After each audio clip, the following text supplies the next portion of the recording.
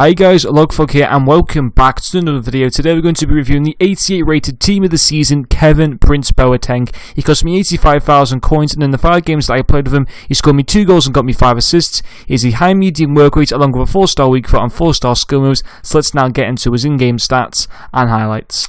Okay guys, so nothing towards Boateng's in-game stats. The full main stats on his card, which not tomorrow, is 93 ball control, his 97 shot power, his 99 strength and his 98 jumping.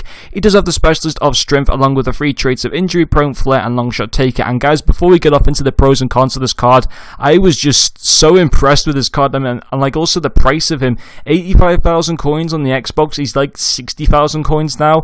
I don't know what his price is on the PlayStation, but such a cheap team of the season player with those stats. I can't get over how cheap he is, and yeah, he was just such a fun player. So let's get off into his pros. For me, his first pro was his passing. His passing's brilliant, guys. You know, in terms of spreading out the play, in terms of making an attack of passes, he was very good at doing that. I mean, 5 assists in 5 games kind of evidenced how good his passing was.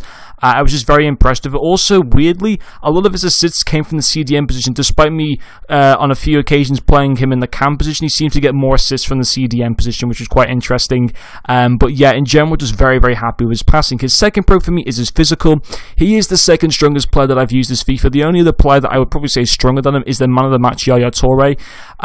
He didn't feel quite as strong as what Yaya Toure did, but you know, he felt strong enough, this Boateng card. He had no problem with kind of, you know, just shrugging off players, bullying through players whilst he was on the attack. And one good thing about it, he's not the quickest player. However, it doesn't matter. If you're like on the attack with Boateng, you're going through the centre, just press the LT button and then you're going to have no problem just kind of shrugging off players. It's so easy to do that with this Boateng card, and something that I definitely really enjoy doing with him. So his physical and passing are both very good. And then his final pro for me is, in general, he's just a very consistent player. His dribbling's actually very good. Obviously, his physical and his passing, what you talked about. His shooting's pretty good as well. It's not fantastic, but it's pretty decent. His defending's also good.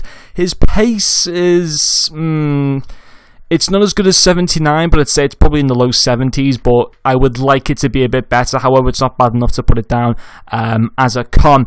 Now, the only con that I do have for him is his positioning. Now, for me, the issue was, because I sometimes played him as a CDM or a cam in the 4-1-2-1-2 formation. Now, for me, he'd stay back too much whilst my team was on the attack. Now, in a CDM position, I suppose you guys would be thinking, well, that's not that bad. And yes, you're kind of right, but sometimes even when he was in the CDM position, I wanted him to kind of come up the pitch on the attack and go in towards a kind of centre mid role. Didn't really do that for me, which was a little bit frustrating because that's something that Kovacic was able to do whilst I was playing him in that CDM position previously. In terms of a cam position as well, I thought his positioning was better in a cam position, but I would have liked it. It wasn't perfect. It wasn't as good as what Bergkamp's positioning was, but then again, it is Dennis Bergkamp, so I probably can't really expect what Dennis Bergkamp was always doing with Kevin Prince Boateng. But overall, guys, just a very, very fun player to use. He obviously does have that 4-star weak foot and 4-star skill moves, which is very, very nice to have as well, and he also does have that nice height with the 98 jumping as well, so you're going to be winning a lot of headers from goal kicks and maybe even from set pieces as well. I know one of his goals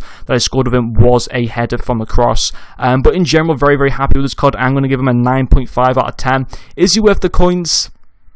Absolutely worth the coins. Where would you play him? I'd say probably the centre mid position is the position to play him in. You could play him as a striker, which is the card, like that's the position he's coming at in packs, but for me, guys, he's got a nice defensive stats, so I play him in the centre mid position, so you get the benefits of his good attack and his good defensive abilities. But overall, guys, that's going to finish off this video. Thank you very much for watching, and I'll see you guys later.